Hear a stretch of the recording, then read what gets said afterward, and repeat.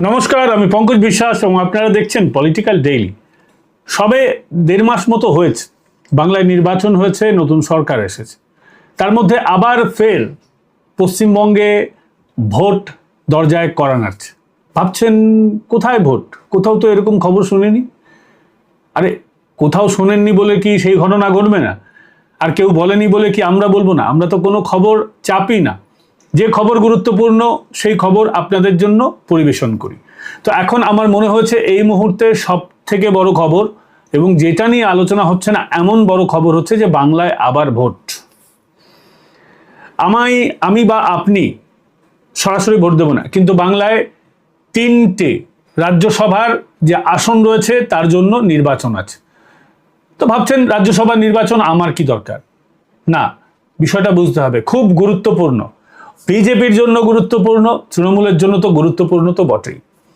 BJP massive win পেয়েছে, 208খানা বিধায়ক, তাদের দরজা খুলে দিলে এখনই আরো প্রচুর বিধায়ক চলে আসবেন, কিন্তু বিজেপির এখন ওয়াশিং মেশিনে ধোলাই বন্ধ আছে। এই মুহূর্তে আপনারা সকলেই জানেন যে রাজ্যসভার যে 3টে আসন খালি হয়েছে, সেটা হচ্ছে সুখেন্দু শেখর রায় 8 জুন তিনি পদত্যাগ করেছেন, 10 জুন পদত্যাগ করেছেন সুস্মিতা দেব, এবং 11 জুন প্রকাশচিক বড়াইক, 3 জন রাজ্যসভার সাংসদ তৃণমূল কংগ্রেসের, তারা পদত্যাগ করেছেন। ফলে এই 3টে আসন খালি হয়ে গেছে। বাকিরা কবে পদত্যাগ করবেন সেটা তাদের ব্যাপার, কিন্তু এই মুহূর্তে এই 3টি আসন, তার উপরে নির্বাচন হবে। এগুলো তৃণমূলের খালি করা আসন, কিন্তু তৃণমূল কি এই আসনে একটাও আসন জিততে পারবে? তৃণমূলের একটা আসনে জেতার সম্ভাবনা রয়েছে, কিন্তু সেটা সম্ভাবনা আলটিমেটলি খাতায় কলমে দেখা গেলেও সেটা কিন্তু শেষ অবধি সম্পূর্ণ হবে না। 8ই জুন থেকে 10ই জুন 11 জুন এই 3 দিনের মধ্যে 3 জন পদত্যাগ করে দিয়েছিলেন, 3টে আসন ফাঁকা হয়ে গেছে। এই আসনে 24 জুলাই ভোট আছে। পশ্চিমবঙ্গ বিধানসভায় ভোটটা হবে, বিধায়করা ভোট দেবেন। এই মুহূর্তে দাঁড়িয়ে 24শে জুলাই ভোট, 14ই জুলাই মানে আজকে হয়ে গেল 6 জুলাই যখন এটা রেকর্ড করছি এই ভিডিও, আর এক সপ্তাহ পরেই 14ই জুলাই নমিনেশনের শেষ তারিখ। 15 জুলাই হচ্ছে স্ক্রুটিনি, 17ই জুলাই হচ্ছে মনোনয়ন প্রত্যাহার করার শেষ দিন। তারপর আর মনোনয়ন প্রত্যাহার করা যাবে না। এবার ব্যাপার হচ্ছে এই 3টে আসনে কারা প্রার্থী হবেন। তৃণমূল কাদের প্রার্থী করবে?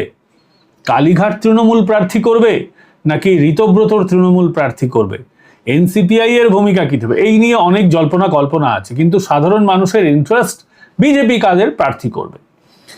এখন অবধি যেটা শুনতে পাচ্ছি সেটা হচ্ছে বিজেপি এই 3টি পদের জন্য দলের 3 জন এমন বরিষ্ঠ মানুষকে খুঁজছে যারা দীর্ঘদিন ধরে দলকে সেবা করেছে। কোনো তরুণ তুর্কি নয়, পুরনো নেতাদের উপরেই বিজেপি ভরসা করছে। এবং আমরা অতীতেও দেখেছি রাজ্যসভায় বিজেপি সবসময় তাদের বরিষ্ঠ কার্যকর্তাদের পাঠায়, কিন্তু মুশকিলটা হচ্ছে বিজেপির এখন খুঁজতে গিয়ে যে বরিষ্ঠ কার্যকর্তারা এখন তো কেউ ফাঁকা নন। বেশিরভাগ মানুষ বিধায়ক হয়ে গেছেন, সাংসদ যাদের করার কথা ছিল তাদের তো সাংসদ করাই হয়েছে। তাহলে কাদের করা হবে? যেটা এখন অবধি খবর পাচ্ছি দলীয় সূত্রে, লোকসভায় যারা প্রার্থী হয়েছেন অনেকে কিন্তু হেরে টেরে গেছেন। লকেট চট্টোপাধ্যায়, তার হারার কথা ছিল না, তিনি হেরে গেছেন। এমন বহু নাম আছে যারা হেরে গেছেন। তো দলের যারা পুরনো কর্মী, লকেট চট্টোপাধ্যায়ের মতো অনেক দিন ধরে দল করছেন, যথেষ্ট বয়স হয়েছে, রাজ্যসভা সামলাতে পারবেন, সেরকম মানুষকে টিকিট দেওয়া হবে। দমদমে যেমন আপনারা জানেন শিলভদ্র দত্ত দীর্ঘদিন ধরে বিজেপি করছেন, এবারে টিকিট নেননি, বিধানসভায় টিকিট পাননি। সেরকম অনেক মানুষ আছেন যারা বিধানসভায় টিকিট নেননি, দীর্ঘদিন ধরে দল করছেন, হয়তো তৃণমূল কংগ্রেস থেকে এসেছেন বা বিজেপি সরাসরি করছেন। আপনারা জানেন রাহুল সিনহা দলের অনেক ওঠাপড়া দেখেছেন, তাকে ইতিমধ্যেই রাজ্যসভায় দল পাঠিয়েছে। আপনারা দেখেছেন শ্রমিক ভট্টাচার্য দীর্ঘদিন ধরে অনেক চড়াই উতরাই, একটা সময় তাকে পার্টি অফিসে বসতে দেওয়া নিয়ে গন্ডগোল, নিজের বাড়ির সামনে থেকে মুখপাত্রের দায়িত্ব পালন করেছেন, দলের ভিতরে বাইরে কোণঠাসা হয়ে গেছিলেন, দল ঠিক সময় মতো তাকে কিন্তু ফিরিয়ে এনেছে। ঠিক এরকম ভাবেই অনেক মানুষকে দল বিভিন্ন সময় ফিরিয়ে আনে। এখন সেরকমই 3 জনের খোঁজ চলছে, যারা এই মুহূর্তে বসে আছেন, খুব বড় দলের দায়িত্ব পালন করছেন না, কিন্তু রাজ্যসভায় সাধারণত বিজেপি ভদ্র সভ্য লোকেদের পাঠায়। সেই জন্যই এমন 3 জন নামের অলরেডি কয়েকটা নাম নিয়ে আলোচনা হয়েছে, আর কয়েকদিনের মধ্যেই সেই নামগুলো ক্লিয়ার হয়ে যাবে। দলের বেশ কয়েকটা কর্মসূচি এখন চলছে। শ্যামাপ্রসাদের জন্মদিন পালন হচ্ছে, এরপর অমিত শাহ, নিতিন নবীন, এরা সকলে যা বিজেপির যে সংসদীয় কমিটি রয়েছে তারা বসে মিলে এটা আলোচনা করে দেবেন। এবার কেন বলছি বিজেপি তিনটেতেই জিতবে? এই মুহূর্তে ভারতীয় জনতা পার্টির বিধানসভায় আসন সংখ্যা 208। একজন 70টা করে ভোট দিতে পারবেন, 70 এবং 69, 3 জনকে এই 70, 69, এই ভোট হয়ে গেলেই বিজেপির যারা 3 জন প্রার্থী তারা হাসতে হাসতে জিতে যাবেন। তৃণমূলের জিততে গেলে কি কোয়েশ্চেন আছে? তৃণমূলের জিততে গেলে ওই 69-70টা মতন ভোট দরকার। তৃণমূলের এই মুহূর্তে বিধানসভায় আসন সংখ্যা 80, ঋতব্রত শিবিরের 64, 16 জন মতো, কম বেশি 14-15 জন, 16 জন মতো হচ্ছে মমতা শিবিরের লোক। তারা 16 জনের মধ্যে 16 জনই মমতা শিবিরে নেই। এবার সমস্যা হচ্ছে এই যে দুটো শিবির যদি এক হয়, তাহলে যদি 70টা ভোট পড়ে, তাহলে কিন্তু একজন তৃণমূল কংগ্রেসের জিতবে। ঋতব্রতরা কি প্রার্থী দেবেন? কারণ তাদের কাছে 64টা রয়েছে নাম্বার, এক্সাক্ট নাম্বার 64 জন বিধায়ক তার কাছে। এবং যদি কোনো রকম ভাবে ক্রস ভোটিং করানো যায় কালীঘাট তৃণমূল থেকে, তাহলে কিন্তু একটা আসনে জেতার সম্ভাবনা ঋতব্রত শিবিরের তৈরি হচ্ছে। এবার কথা হচ্ছে, সেই একটা আসন ঋতব্রত শিবির কি বিজেপির চোখে চোখ রেখে প্রার্থী দিতে পারবে? অন্তত একটা। তাহলে ঋতব্রতর মান সম্মান বাঁচবে। ঋতব্রত বলবে, হ্যাঁ আমরা বিজেপির দালাল নই, বিজেপির বিটিম নই, কুণাল ঘোষেরা যে কথা বলেন সেটা সত্য নয়, আমরাও দেখুন প্রার্থী দিয়েছি। হারলে হারবেন, জিতলে জিতবেন। নাকি বিজেপিকে ঋতব্রত শিবির ওয়াক ওভার দিয়ে দেবে? এই সমস্ত বিষয় নিয়ে কিন্তু এখন জল্পনা কল্পনা চলছে, কারণ ঋতব্রত শিবিরের তরফ থেকেও এখন কাউকে প্রার্থী ঘোষণা করা হয়নি। এবার আমার কথা হচ্ছে যে, স্পষ্টভাবে আপনাদেরকে বলে দিই, ঋতব্রত শিবির যতই চেষ্টা করুক, ঋতব্রত শিবিরেরও যে অবস্থা, তাতে ক্রস ভোটিংয়ে তিনটে প্রার্থী বিজেপির জিতে যাবে। ঋতব্রত শিবিরের অনেকের গায়েগন্ধ আছে, তাদের অনেক রকমের মামলা মোকদ্দমা, ভয়, আতঙ্ক, সেটিং, এই সমস্ত বিষয় আছে। কালীঘাট তৃণমূলেরও কজন কাকে ভোট দেবে, ক্রস ভোটিং করবে, বিজেপিকে সাপোর্ট করবে, এইগুলো নিয়েও কিন্তু ধোঁয়াশা আছে। ফলে সমীকরণ যা বলছে, ঋতব্রত 64টা আসন নিয়েও জেতাতে পারবে না। এবার ঋতব্রত শিবিরের লোকেদের তৃণমূল শিবির ভোট দেবে বলে আমার অন্তত মনে হয় না। খুব বড় অঘটন না ঘটলে সেই সম্ভাবনা একেবারেই খারিজ করে দেওয়া যাচ্ছে। স্বাভাবিকভাবেই বিজেপি যাদেরকে প্রার্থী করবেন, একেবারে হাসতে হাসতে তারা জিতে যাবে, এটা একেবারেই বলা বাহুল্য। এই ভোটটা শেষ হয়ে গেলে, এই ভোটটা আপনারা জানেন যে 27শে জুলাইয়ের মধ্যে এই ভোটিং প্রক্রিয়া শেষ করে দিতে হবে। 24শে জুলাই সকাল 9টা থেকে ভোটদান শুরু হবে, বিকেল 4টা অবধি ভোট হবে। ওই দিনই গণনা হবে 5 তারিখ, অর্থাৎ এই 24 তারিখই বোঝা যাবে কে জিততে চলেছে, কে হারতে চলেছে। এবং কোনো রকম ফ্রিকাউন্টিং হলে সেটা ওই দিন কিংবা পরের দিনের মধ্যে করে দিতে হবে। সার্টিফিকেট বিতরণ সহ সমস্ত কিছু 27শে জুলাইয়ের মধ্যে গল্পটা শেষ করে দিতে হবে, নির্বাচন কমিশন এমনটা বলছে। এবার আমার কথা হচ্ছে যে, ধরুন রাজ্যসভা 3টে ভোট হলো, আরও 2টো ভোট কিন্তু আসন্ন রয়েছে, যেটা নিয়ে কিন্তু যথেষ্ট ইন্টারেস্ট হতে পারে। একটা হচ্ছে বসিরহাট, একটা হচ্ছে নন্দীগ্রাম। বসিরহাটে লোকসভা আসন, নন্দীগ্রামে বিধানসভা আসন। এবং হুমায়ুন কবিরের একটা আসন উনি ছেড়ে দিয়েছেন, রেজিনগর আসনটি তিনি ছেড়ে দিয়েছেন, এবং নওদা আসনে তিনি নিজে দাঁড়িয়েছেন, ওখান থেকে জিতেছেন। ফলে রেজিনগর আসনেও ভোট হওয়ার কথা। রেজিনগর এবং নন্দীগ্রাম, এই দুটো জায়গায় ভোট কবে হবে? অন্তত এখন অবধি যা খবর, বিজেপি সূত্রে যেটা জানা যাচ্ছে, পুরসভা ভোটের সময়, পুরসভা ভোট ডিসেম্বর জানুয়ারি এই সময়ের মধ্যে হওয়ার কথা। এবং কলকাতা পুরসভারও ভোট সেই সময় হওয়ার কথা। সেই সময় এই দুটি ভোটটা কিন্তু করিয়ে নেওয়া যেতে পারে এবং সেক্ষেত্রে বিজেপির তখন সাংসদ সংখ্যা আরেকটা বেড়ে যাবে এবং এই দুটো আসন নন্দীগ্রাম এবং রেজিনগর এই দুটো বিজেপি জিতবে। এটা বিজেপির জন্য একটা ভালো খবর হবে, ভালো কাজটা শুভস্য শীঘ্রম করে দেওয়াটা উচিত ছিল। তবে নির্বাচন কমিশনের বিষয়, বিজেপি 208টা পেয়ে গেছে, তারপর 211টা হলেও তাদের কি বা আসে কি বা যায়, আসে বা যায় তৃণমূল কংগ্রেসের। এবং তৃণমূল কংগ্রেসের নামটা যখন নিলাম, আজকে 6 তারিখ ঋতব্রত শিবির এবং মমতা শিবির, দুই শিবিরই কিন্তু দিল্লিতে তাদের প্রতিনিধি পাঠিয়ে মোটামুটি আসল তৃণমূল কার আজকে কিন্তু বিচার হয়ে যাবে। নির্বাচন কমিশনের আধিকারিকরা ইতিমধ্যে দুই পক্ষের কাগজ দেখেছেন, দুই পক্ষের কথা শুনেছেন। দুই পক্ষের কথা শোনার পর তারা মোটামুটি যা সিদ্ধান্ত নেবে 2-1 দিনের মধ্যে নিয়ে নেবেন। এবং আমার কাছে যা খবর আছে, মমতা বন্দ্যোপাধ্যায়ের হাত থেকে প্রতীক চিহ্নটা চলে যাচ্ছে। মমতা বন্দ্যোপাধ্যায়ের সাধের জোড়াফুল ঋতব্রত বন্দ্যোপাধ্যায়ের হাতে চলে যাবে।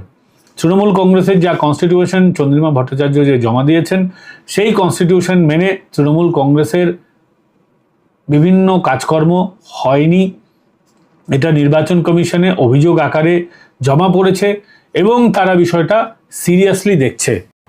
আমি আপনাদেরকে দেখাবো এই অল ইন্ডিয়া তৃণমূল কংগ্রেসের, এইটা হচ্ছে সংবিধান, আমি তার জেরক্সটা বের করে নিয়েছি।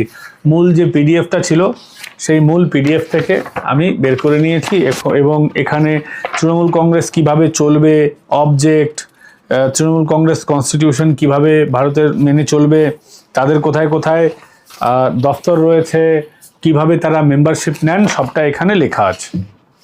এবং এইটা হচ্ছে চন্দ্রিমা ভট্টাচার্যের সাইন করা, যে চন্দ্রিমা ভট্টাচার্য ইতিমধ্যেই মমতা শিবির ছেড়ে দিয়েছেন। ফলে মমতা শিবিরের যা ভাঙা অবস্থা, তাসের ঘরের মতন তারা ভেঙে পড়েছে এবং ঋতব্রতর হাতে 1 মাসের মধ্যে দলের প্রতীক চলে যাবে, তহবিল খোলা হয়ে যাবে, গোটাটা ভাগ করবে ঋতব্রত বন্দ্যোপাধ্যায় তাদের লোকজন নিয়ে। এবং শুভেন্দু অধিকারী একটা সময় প্রতিজ্ঞা করেছিলেন, তৃণমূল কংগ্রেসটাকে শেষ করে দেব, তৃণমূল কংগ্রেস বলে কিছু বস্তু থাকবে না। তার দিকে একটা বড় পদক্ষেপ মমতার হাত থেকে তৃণমূল চলে যাওয়া। মমতা যেমন অবিসংবাদী নেত্রী হিসেবে নিজেকে প্রতিষ্ঠা করতে পেরেছিলেন, মমতা আজকে উল্কার মতন নিভে যাওয়া উল্কা মাত্র, উল্কাপিণ্ড। আপনি শুধু তার পাথরটা দেখতে পাচ্ছেন, তার আলোটা আর নেই। ফলে এই ঋতব্রত হাতে তৃণমূল কতটা সুরক্ষিত? এককালে বাংলা কংগ্রেস ভেঙে গেছে, প্রগতিশীল ইন্দিরা কংগ্রেস ভেঙে গেছে, ইন্দিরা কংগ্রেস অতীতে দিল্লিতে আমরা দেখেছি ভেঙে গেছে, এই দলগুলোর অস্তিত্ব চলে গেছে। এই তৃণমূল কংগ্রেসও ইতিহাসের খাতায় নাম লেখা থাকবে। এরপরে যখন আবার ভোট হবে 2031-এ, তখন এই তৃণমূল কংগ্রেস বলে কোনো বস্তু থাকবে না। দেখবেন 4-5টার বেশি তৃণমূল কংগ্রেস কোনো আসন জিতছে না। কংগ্রেস একটা দুটো আসন এখন কংগ্রেসের রয়েছে, কংগ্রেস 2 থেকে বেড়ে 10টা হতে পারে, সিপিএম 1টা থেকে বেড়ে 3-4টে হতে পারে, কিন্তু তৃণমূল কংগ্রেস এবার 80টা নিয়ে মমতার নেতৃত্বে তো জিতেছে, ঋতব্রতর নেতৃত্বে 80 থেকে 8-এ পরিণত হবে। আজকে আমার এই কথাটা মার্ক করে রাখবেন, 2031-এর ভোটের সময় এই ভিডিওটা যদি আবার প্লে করতে পারি, আপনাদেরকে সেদিন দেখিয়ে দেবো 80 থেকে 8-এ নেমে যাবে ঋতব্রতর তৃণমূল কংগ্রেস। তৃণমূল কংগ্রেসটা থাকবে না, এটাই তাদের ভবিতব্য, এটাই হওয়ার ছিল, এটাই নিয়তি ছিল। তৃণমূল কংগ্রেসের আজকে ভূমিকা কি? আজকে বারুইপুরে একটা সংখ্যালঘু মেয়ের নৃশংস, তার সঙ্গে তার শ্লীলতাহানি, অত্যাচার, তাকে মেরে ফেলা হলো, তার ধর্ষণ হলো, এসব আমরা কোনোভাবেই ভালোভাবে বিষয়টাকে দেখছি না। অত্যন্ত নিন্দনীয় কাজ হয়েছে। রাজ্য প্রশাসন খুব ভালো কাজ করেছে, কিন্তু আমার 3 জনকে গ্রেফতার করা হয়েছে। মূল অভিযুক্ত আনন্দ সর্দারকে পুলিশ গ্রেফতার করেছে। বারুইপুর থেকে আরও 3 জনকে আটক করা হয়েছে। আমরা যেটা শুনতে পারলাম, বারুইপুর জেলার অ্যাডিশনাল এসপির নেতৃত্বে, অতিরিক্ত পুলিশ সুপারের নেতৃত্বে একটা কমিটি গঠন করে দেওয়া হয়েছে। গোটা এলাকায় BNS 163 জারি করা হয়েছে। সরকার এত কিছু করার পরও আমরা দেখলাম দোলা সেন, প্রতিমা মণ্ডল, বিমান বন্দ্যোপাধ্যায়রা অর্থাৎ কালীঘাটের তৃণমূল সেখানে ছুটে যাওয়ার চেষ্টা করলো। উদ্দেশ্যটা কি? কালকে যারা পুলিশের গাড়ি জ্বালিয়েছেন তাদের উদ্দেশ্যটা কি ছিল? কেন পুলিশের গাড়ি জ্বালানো হলো?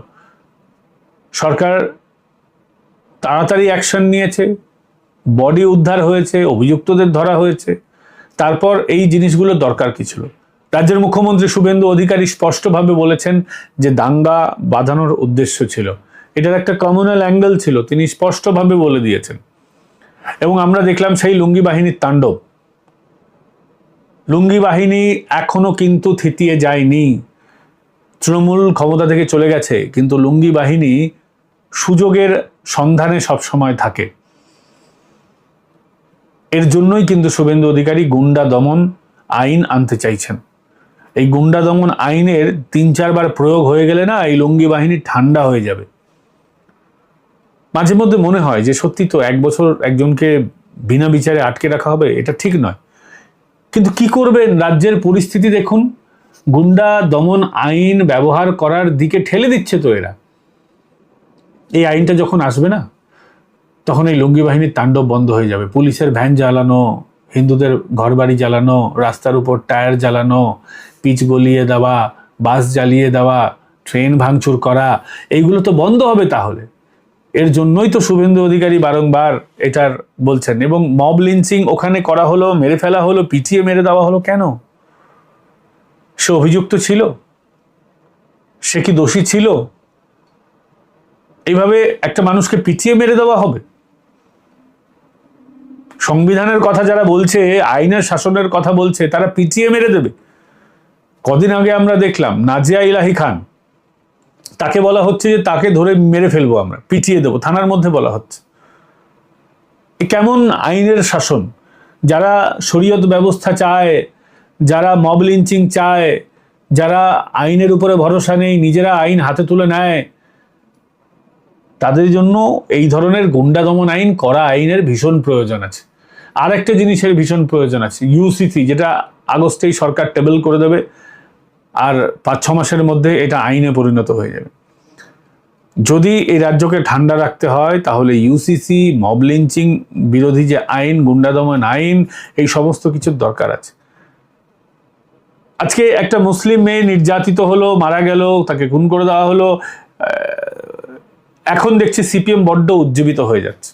হিন্দুদের খেলায়, হিন্দুদের ব্যাপারে সিপিএম এইসব খেলায় নামে না। আজকে মুসলিম মেয়ে মারা গেছে, তৃণমূল কংগ্রেস লাফিয়ে পড়ছে। এটা হিন্দু মেয়ের সাথে হতো, তৃণমূল কংগ্রেস নামতো? অভয়ার বেলায় অভয়া তো হিন্দু মেয়ে ছিল, তখন কি তৃণমূল কংগ্রেস নেমেছিল? তখন তৃণমূল কংগ্রেস লাশ পাচার করতে ব্যস্ত ছিল, লাশ পুড়িয়ে দিতে ব্যস্ত ছিল। এই হচ্ছে মমতা বন্দ্যোপাধ্যায়, এই হচ্ছে তৃণমূল কংগ্রেস।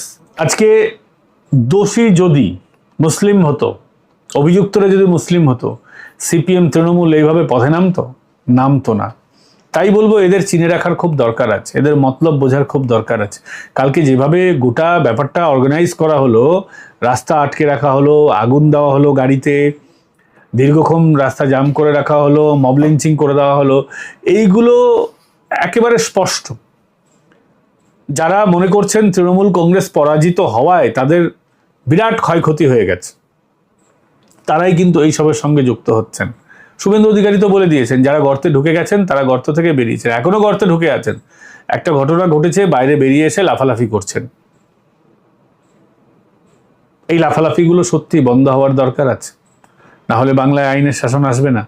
আজকে এই বিষয়টাকেই মমতা যদি ক্ষমতায় থাকতেন, তাহলে একটা হিন্দু মুসলিম রং দিয়ে দিতেন। শুভেন্দু অধিকারী কিন্তু দেননি। পরিষ্কার বলেছেন, যারা দোষীরা এই ঘটনায়, অ্যাকচুয়াল যিনি দোষী তার ক্যাপিটাল পানিশমেন্ট হবে, বাকিদেরও ছাড়া হবে না।